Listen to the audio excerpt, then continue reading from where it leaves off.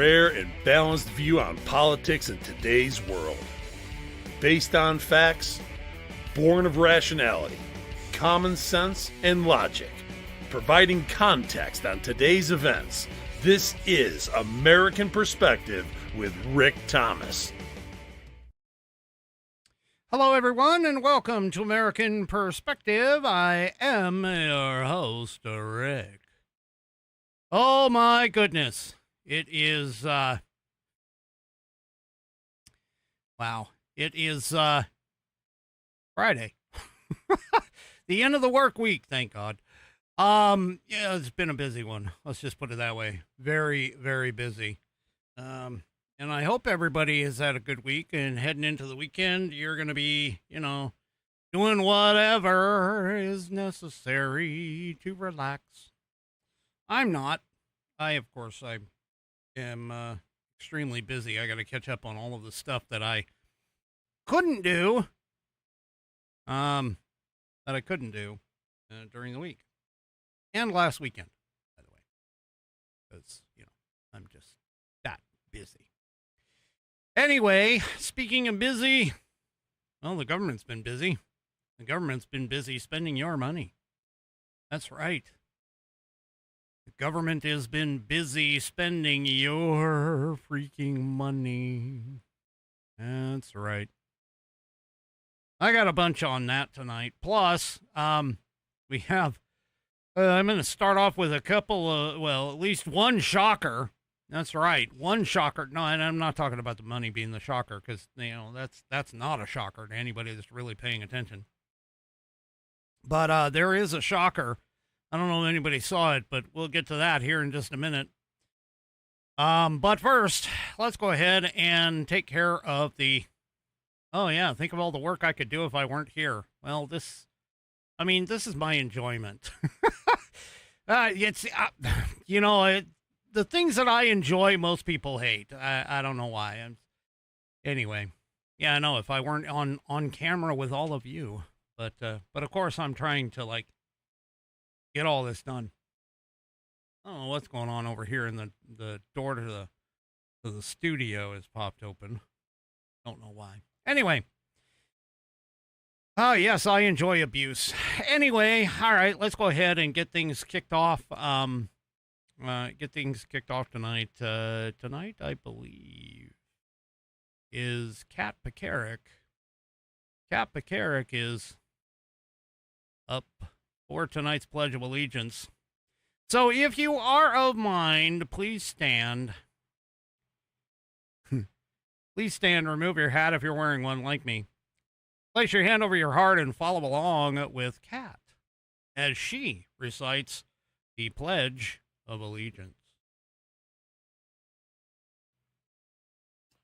Pledge allegiance to the flag of the United States of America and to the republic for which it stands, one nation under God, indivisible, with liberty and justice for all. This land is your land, America the beautiful. God bless America. That's right. God bless America. Yeah, we certainly need it. We certainly need it. We're up against some serious enemies right now. All right. If you would like to hear your rendition of the pledge played here on the program, all you need to do is record yourself reciting or performing the pledge in your style. Take that audio file, video file, whatever kind of file, and attach it to an email. Send that email off to me by sending it to fans, F-A-N-S, at AmericanPerspective.online. That's fans, F-A-N-S, at AmericanPerspective.online, and I will get you into the rotation. If you utilize your phone, you can use the share option, and to do the exact same thing, you click share, that's S-H-A-R-E, click share, and then send it to fans, F-A-N-S, at AmericanPerspective.online. I've got 25 of these wonderful pledges. I'd like to get 26 by the end of 2026. Actually, I'd like to get more, but 26 was my goal by the end of 2026. So if you haven't done so already, please do so at your earliest convenience, and I will get you into the rotation. All right. As you can see, I am wearing a wonderful men's cotton polo from our headline sponsor. That's right. The headline sponsor is none other than theflagshirt.com. That's theflagshirt.com, where you can go to get all these wonderful patriotic red, white, blue images of America. The one that I have on right now is the Declaration of Independence. They have a We the People ones. They have all kinds of stuff. They have men's, women's, kids, made in the USA. They still have their America's 250 up.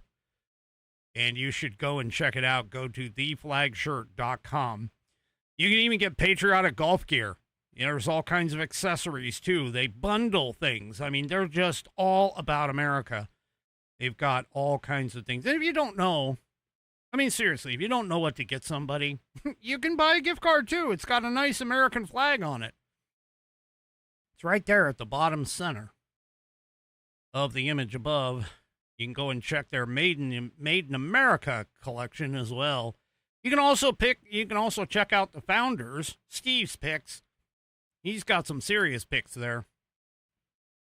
You can go and check it out. And if you order $75 or more of their product, they will provide you with free shipping. So head on over to theflagshirt.com and get yourself patriotized. Alrighty. Well, I know everybody's heard already, which, I mean, pretty much everybody has. I didn't really want to talk about this necessarily right away, but, Carolyn Levitt, she is leaving. Probably, if not the best, she's up there, at least in the top 3 of the best press secretaries especially of modern history. Yeah. So there's some questions as to who's going to replace her in the job. Now, first of all, you got to understand she is really, really young in comparison to moi. And so because she's got her whole world ahead of her. I'm just saying, she's just going to do a fantastic job wherever she goes. And the post-millennial outed her age. She's 28. Yeah, that's all right. Anyway, there's some, some ideas running around. Yeah. So anyway, she's transitioning to an advisory role to the White House. Her reason for resigning is she wanted to spend more time with her beautiful young children and family. Now, let's be honest. This is what happens. It's not unexpected, especially when you have a woman who is really into her kids and her family. As soon as you start making a family, this is what you want to do. Okay. This is what you want to do. I mean, Mrs. Whiskey, she told me a long time ago, she goes, man, I hope you can make us enough money to support us throughout our life so that I can stay at home and take care of the kids, because that really is my dream, is to be a stay-at-home mom. And, well, I did it for her. And she did quite well with our children, trust me. But that was the sacrifice. I mean, the sacrifice, of course, was her staying at home and me doing all the things that I do. So that's the sacrifice. Well, now we have 2 kids that are adults now. They're grown. One's out of the house. The other one's working on it. Both of them are absolutely fabulous, in my opinion. But then again, I'm biased. So there you go. Anyway. So Carolyn Levitt leaving, and now there's obviously turning and saying, okay, who's going to be the next one? Well, speculations are popping all over the place. The New York Post got some sources to expect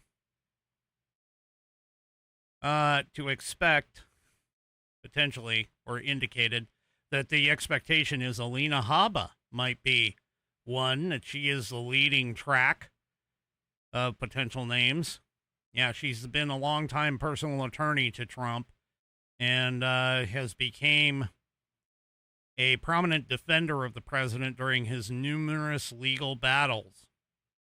So we'll see. We'll see.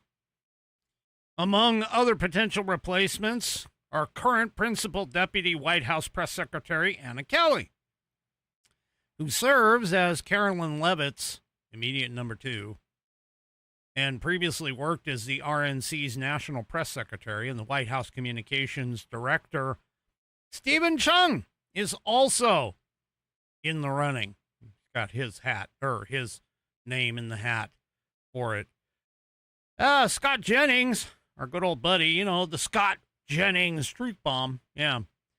He is being floated for the position, as also Matthew Boyle, who is the Washington bureau chief for Breitbart News, long-standing access to Trump and the administration officials. You also have former White House Deputy Chief of Staff for Communications and Personnel, Taylor Budowich, or Budowich. I don't know how it's pronounced. Anyway, Budowich, however that works out. That's another possibility. Along with Katie Miller, former press secretary and communications director for Vice President Mike Pence, and wife of White House Deputy Chief of Staff Stephen Miller.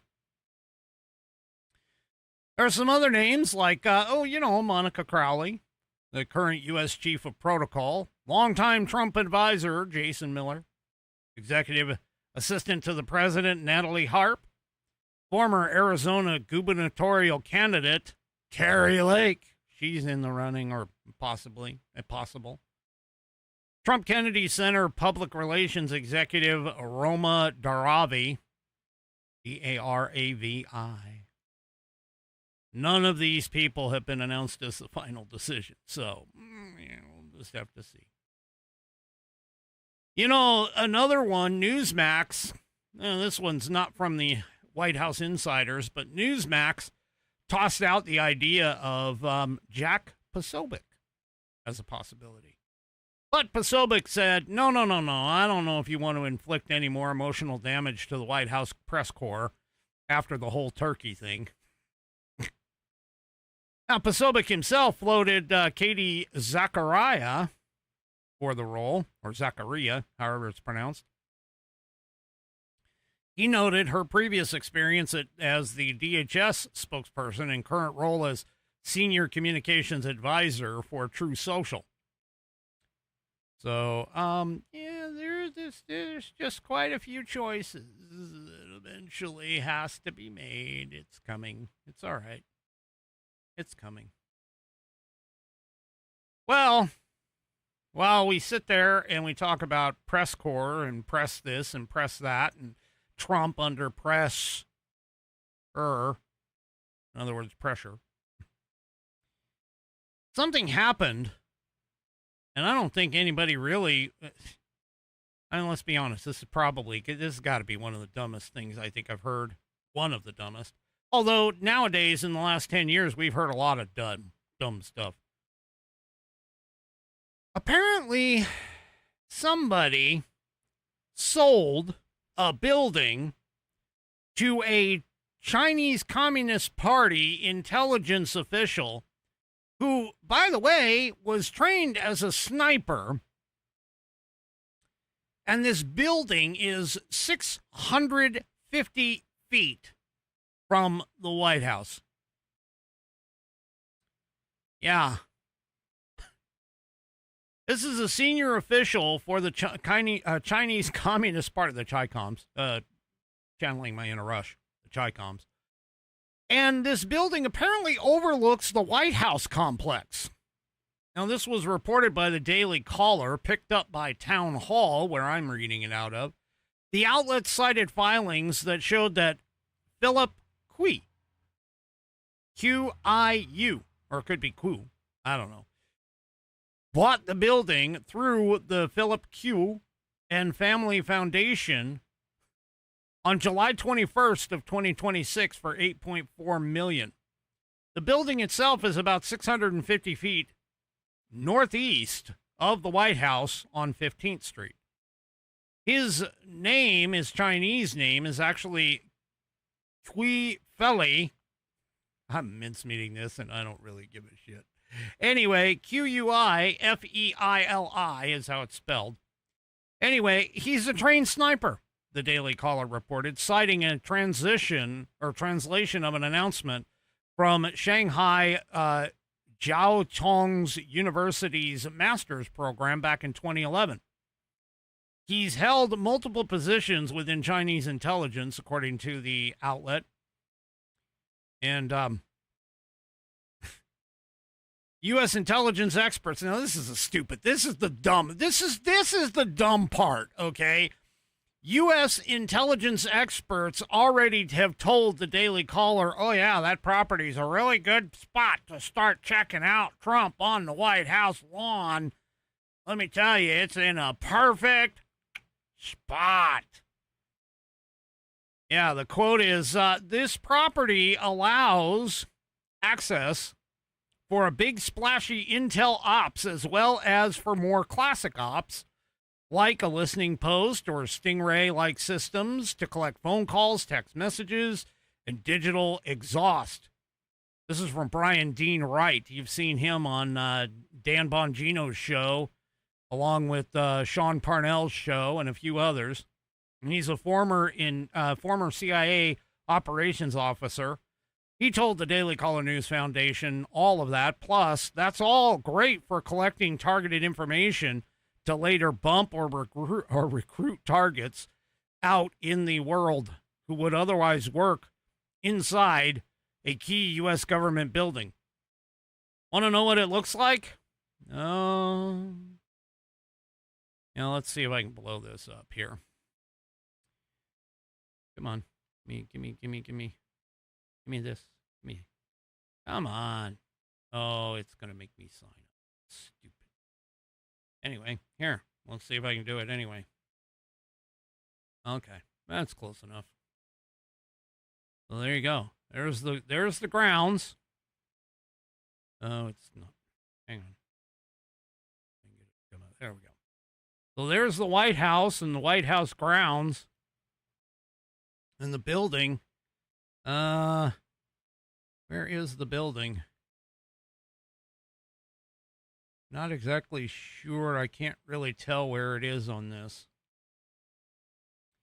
But anyway, point is, it's in this area. I mean, it's 650 feet away. Oh, my God. You know, they say that snipers, being a sniper is what they call a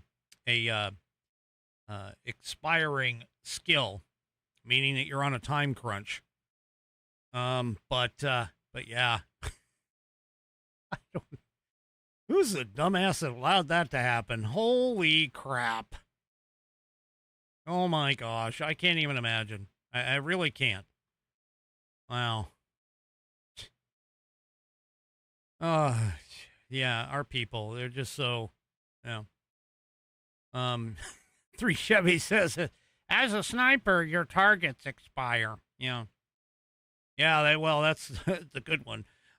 You know, there was a guy, I know that there was a video of a guy, he used to be a Marine sniper. And he was like a World War II Marine sniper or something like that. And the Marines brought him to a range.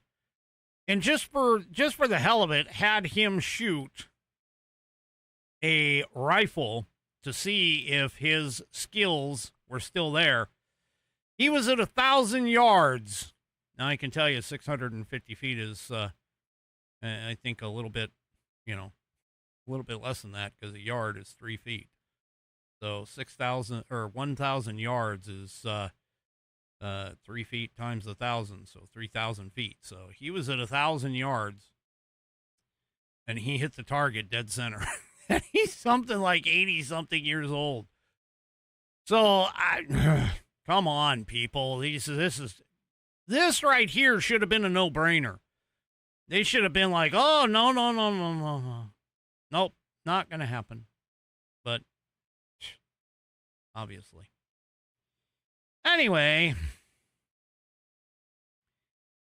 You know, a lot of people sit here and they talk about things like inflation. They talk about the government. They talk about the economy. They talk about how much the government is spending, all of this stuff. And I know I've made these arguments in the past in a lot of cases. And even Ronald Reagan, he, during the debate against Jimmy Carter, because, you know, inflation was in the double digits under Carter. And, yeah, he had a few choice words. Here is the great Ronald Reagan with some few choice words for everybody on this issue. Take a listen. He has then accused the people of living too well, and that we must share in scarcity, we must sacrifice and get used to doing with less. We don't have inflation because the people are living too well. We have inflation because the government is living too well. Would like to ask the President, why is it inflationary to let the people keep more of their money and spend it the way they'd like, and it isn't inflationary to let him take that money and spend it the way he wants? He has then accused the people of... Yeah, exactly. Exactly. Now, let me tell you, Ronald Reagan, I'm serious. Ronald Reagan was a highly intelligent individual. For an actor, absolutely, he was beyond that. He was very well read, and he was, deep down, a 100% patriot. He saw and understood the communist infiltration, in particular, of Hollywood. If anybody hasn't seen the Ronald Reagan movie with Dennis Quaid in it yet, I highly encourage you to go and take a look at it. It explains quite a bit.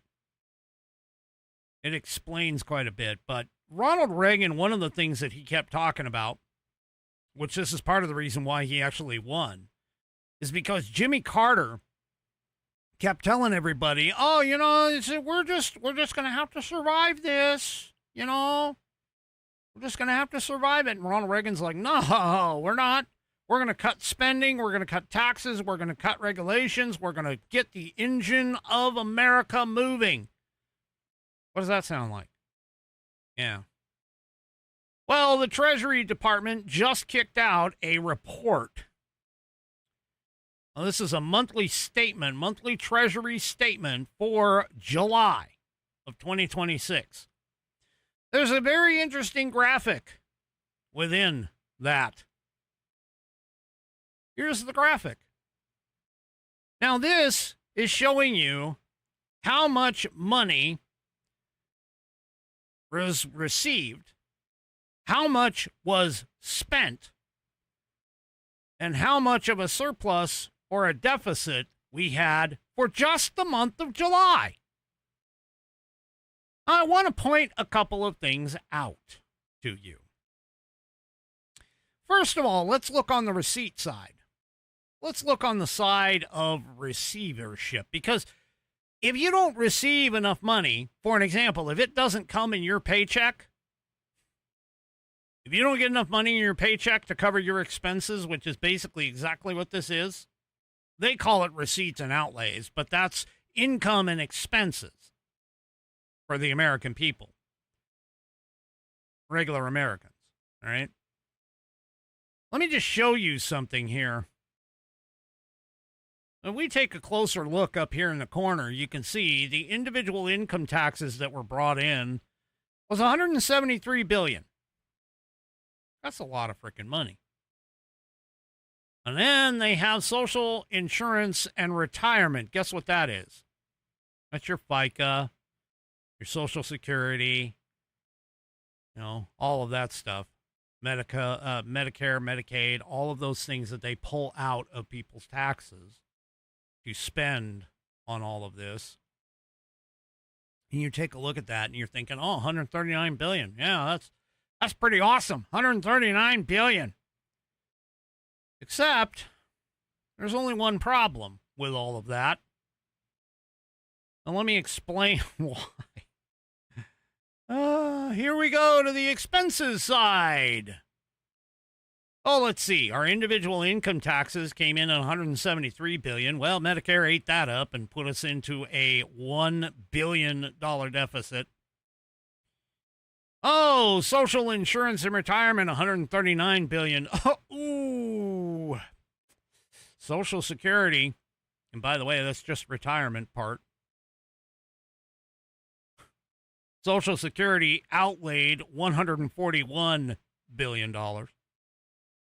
We don't have any kind of a one-for-one when it comes to interest. It's not like we're gaining interest, meaning the government gaining interest. Okay? We're not getting any interest from any of the stuff that we're receiving at all. There's no interest. Oh, but our interest that we have to pay because we're running a deficit, meaning we're spending more money and we have to borrow that money. We're spending more money. It's kind of like using a credit card. Okay, in order for us to survive every single month, we have to borrow, meaning use the credit card. Now think about this. If we had a credit card, if you personally, as an individual, had a credit card that had literally no limit, it was secured by nothing more than you saying, I can never be bankrupt. What the hell do you think you would do? Oh, well, you would go ahead and run that thing up. Yeah. So here we are. We have net interest that we're spending on all of the money that we have loaned or borrowed, not loaned, but borrowed, $104 billion in interest. Okay, now, I'm just going to point something out to you. Now, they have this health spot down below. I don't know why Medicare is separate from the health, but hey, whatever. Health is at $83 billion. Below that, which is just outside of the reach, is income security. That's $64 billion. And then we have a whole bunch of other stuff down here. Veterans benefits and services, that's $55 billion. Other, they classify other. It's everything, other. Other is $29 billion. Administration of justice is $13 billion. That's actually the laws that they're enforcing. You know, the people that they're fining and taking to court and so on and so forth. That's $13 billion. And transportation ties that with $13 billion. Now, I purposely left the graph right here because I wanted to point something out to you.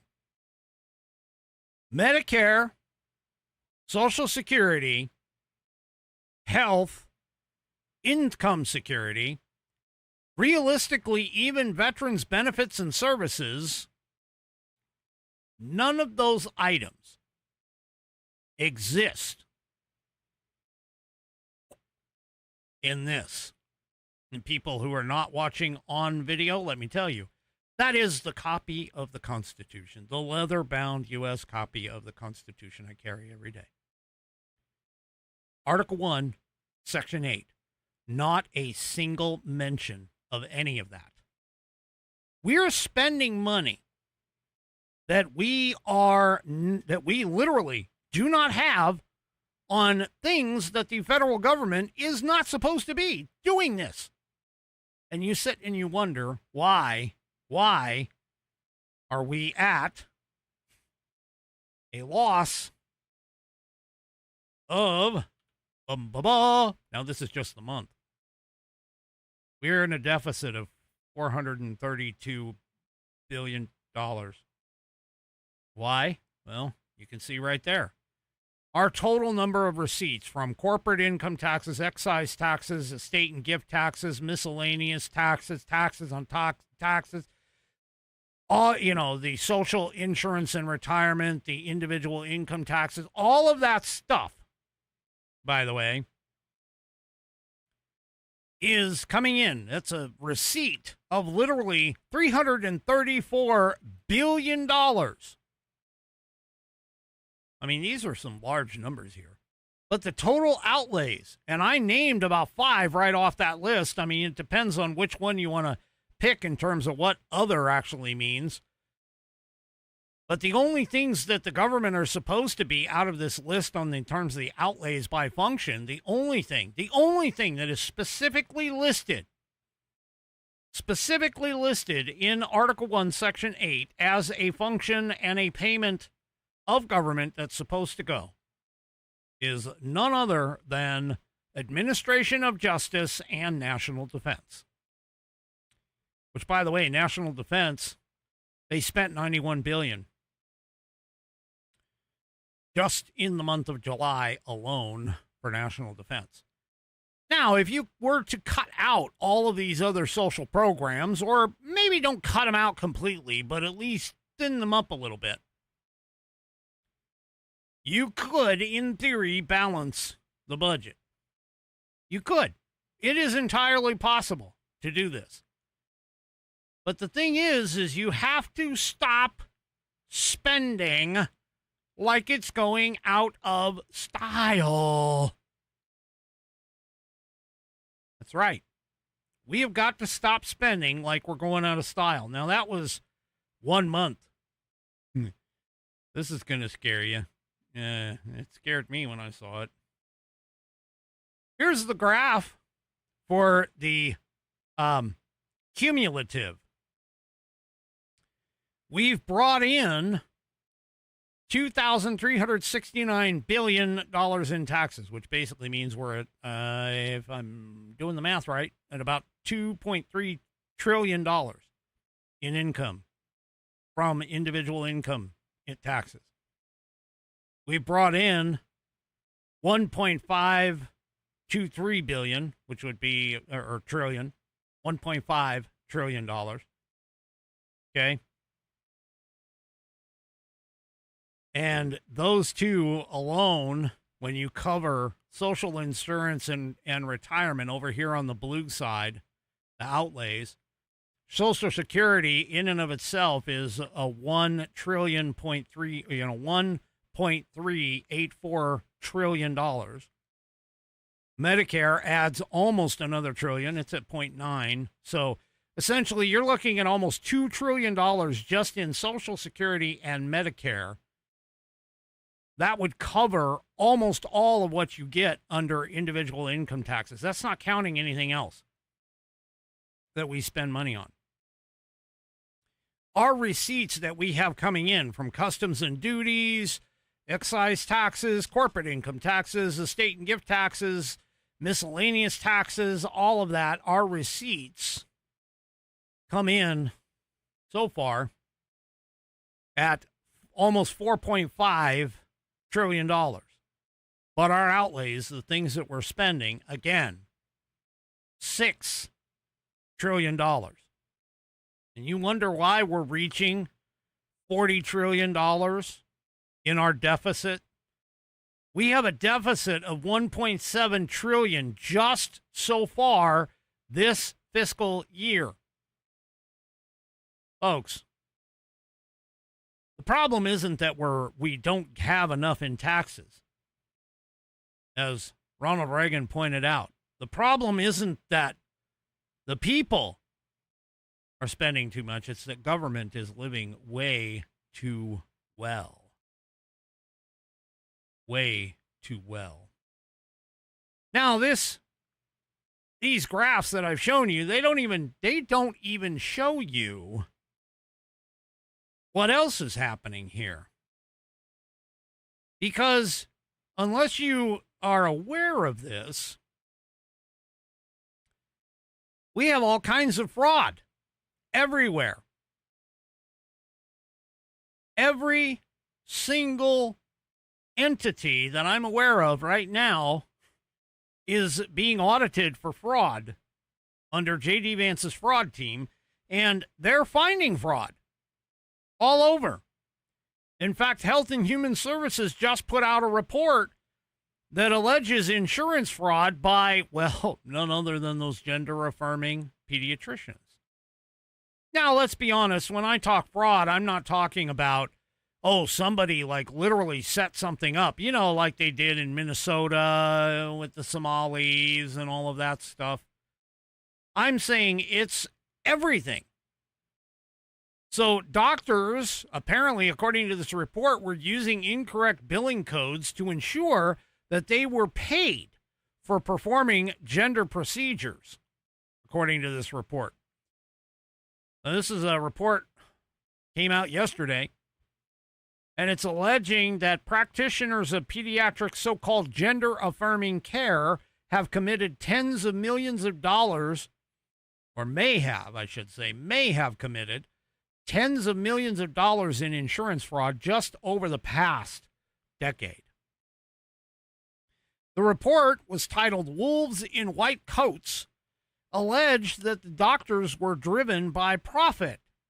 See, the pediatric gender industry was a strategic area of growth in revenue, the study found, estimating that hospitals billed insurance companies nearly $120 million for such treatments since 2019. Now, the authors of the report said that the practice was also fueled by guidance from former President Joe Biden's administration, which used the Affordable Care Act regulations to threaten healthcare providers with investigations and enforcement actions if they refused certain procedures, which was considered discrimination based on gender identity. You know, that thing that actually doesn't exist. Anyway, apparently, under Biden, there was a push to normalize the procedures. Assistant HHS Secretary Admiral Brian Christine said in an August 13th interview with NTD, which is a sister outlet of the Epoch Times, "It's not simple epidemiology. This is a social contagion that the kids are being drawn into. If you take these children, you give them counseling, the vast majority get through their gender dysphoria in the late teens. They don't need castrating chemicals and surgeries. They need compassionate counseling."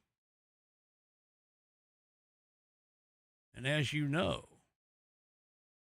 we have an individual in our midst, in the part of the Whiskey Warrior P1 cadre of folks that came on this show not that long ago and discussed all of this, saying that, hey, the vast majority do actually grow out of it. So, anyway, the report also pointed out that healthcare providers were using incorrect billing codes when charging insurance companies. Oh, gee, I wonder why. Anyway, instead of using the billing codes related to gender dysphoria, they were using codes for other medical conditions to increase the chances of actually collecting their payments. Between 2015 and 2025, insurers were billed nearly $50 million for patients diagnosed with endocrine disorders.